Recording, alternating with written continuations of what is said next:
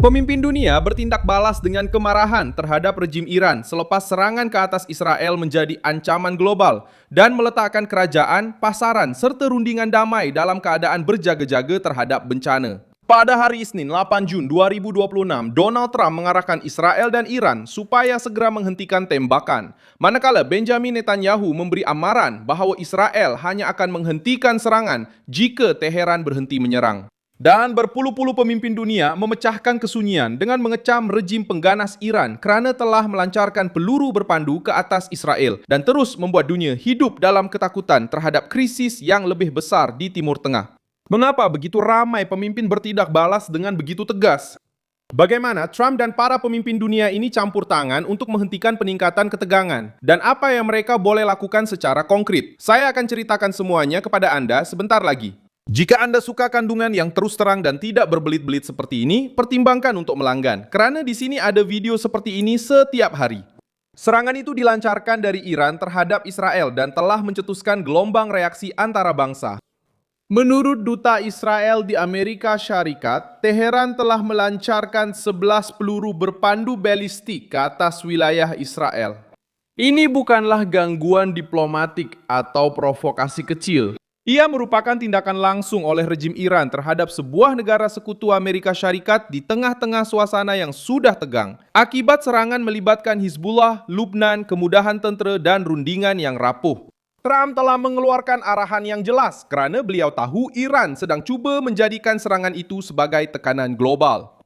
Presiden Amerika berkata bahawa Israel dan Iran sedang berusaha untuk mencapai gencatan senjata segera dan menyatakan bahawa rundingan damai terakhir sedang berlangsung. Pada masa yang sama, beliau menjelaskan bahawa sekatan terhadap Iran akan diteruskan sehingga perjanjian muktamad dicapai. Penjelasannya mudah. Netanyahu membalas dengan nada yang difahami oleh Teheran. Perdana Menteri Israel menyatakan bahawa Israel telah menyerang rejim pengganas di Teheran, mengatakan bahawa serangan itu telah dikawal dan memberi amaran bahawa sebarang serangan baru dari Iran akan menerima tindak balas yang keras. Israel tidak berundur kerana takut. Israel menahan tindak balas kerana Trump telah meletakkan tekanan secara langsung untuk menghalang krisis ini daripada menjadi perang terbuka. Perbezaannya ialah Netanyahu telah menjelaskan bahawa kesabaran ada hadnya dan tembakan seterusnya mungkin akan membawa akibat yang besar kepada Iran.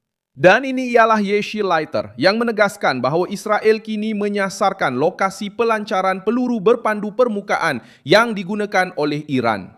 Israel sedang berusaha untuk memusnahkan struktur yang membolehkan serangan baru dengan memotong keupayaan rejim sebelum peluru berpandu baru dilancarkan ke udara. Sasaran mereka ialah mesin yang menukar fanatisme politik menjadi ancaman ketenteraan terhadap orang awam Israel. Kesatuan Eropah juga telah berhenti sekedar berucap dan telah mengenakan sekatan terhadap rakyat Iran yang terlibat dalam sekatan lalu lintas laut di Selat Hormuz.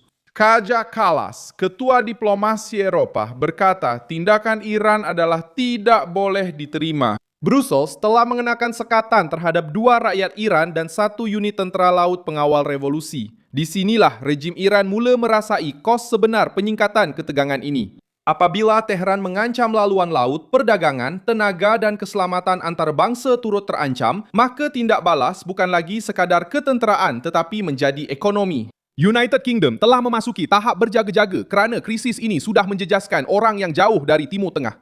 Keir Starmer meminta agar segera kembali kepada gencatan senjata dan menyatakan bahawa konflik ini memberi kesan kepada seluruh dunia, termasuk United Kingdom.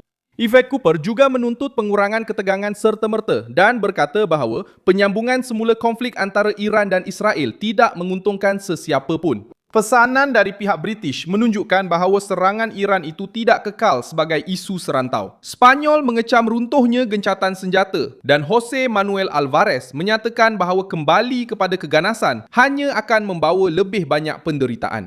Kanada turut mengambil pendirian yang sama dengan Anita Nandi menegaskan bahawa jalan diplomasi adalah laluan kepada keamanan yang berkekalan, kestabilan serantau dan keselamatan global.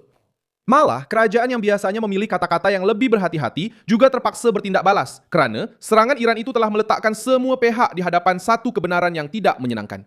Malah, kerajaan yang berada di ambang batas dan kemudian mengharapkan dunia meminta pihak lain supaya bertenang. Qatar Kuba bertindak sebagai saluran untuk meredakan ketegangan dan menyatakan sokongan kepada usaha untuk mengekang peningkatan ketegangan serta mencari persetujuan yang lebih luas untuk rantau ini. Pakistan melalui Perdana Menteri Shehbaz Sharif menyeru agar semua pihak bertenang dan memberi amaran bahawa gelombang keganasan baharu boleh membawa akibat yang tidak tertanggung. Malah kerajaan yang mengutamakan dialog pun memahami bahawa Iran sedang bermain dengan tong serbuk. Pengawalan menjadi keutamaan kerana setiap peluru berpandu yang dilancarkan meningkatkan risiko kesilapan, tindakan balas dan pusingan serangan yang baharu. Pasaran juga merasai kejutan ancaman dari Iran. Harga petrol di Amerika Syarikat juga muncul sebagai sebahagian daripada tekanan politik dengan purata nasional sebanyak $4.16 setiap galen pada hari Isnin. Ini menunjukkan mengapa krisis ini telah menjadi ancaman global. Serangan itu tidak hanya dikesan oleh radar tentera. Ia masuk ke dalam poket, dalam pengangkutan dan serangan itu tidak hanya dikesan. Rejim Iran cuba untuk tampil sebagai kuasa, tetapi akhirnya mengumpulkan tembok reaksi terhadap dirinya sendiri. Rejim Trump menuntut gencatan senjata segera tanpa melonggarkan sekatan. Netanyahu menahan serangan tanpa meninggalkan hak untuk bertindak balas. Leiter mendedahkan 11 peluru berpandu balistik Kaja Kalas mengubah ancaman itu menjadi sekatan Eropah. Kaja Kalas Tama dan Cooper memberi amaran tentang kesan global. Al-Aubares, Anand, Qatar dan Pakistan memberi amaran untuk segera bertindak bagi mengekang letupan sebelum rejim Iran menyeret rantau ini ke dalam krisis yang lebih besar. Sekarang langkah seterusnya berada di tangan Teheran. Jika rejim itu menerima kawalan, Trump cuba menolak rundingan terakhir dan mengekalkan tekanan sehingga perjanjian sebenar dicapai. Jika rejim itu berkeras untuk melancarkan serangan baru, Israel sudah memberi amaran bahawa mereka akan bertindak balas dengan kekerasan. Dan Kesatuan Eropah menunjukkan bahawa mereka boleh memperluaskan hukuman. Iran tidak berjaya tampil sebagai mangsa dalam episod ini. Iran muncul sebagai punca ancaman, sasaran tekanan dan rejim yang membuat para pemimpin dunia berjaga-jaga selepas menyerang Israel.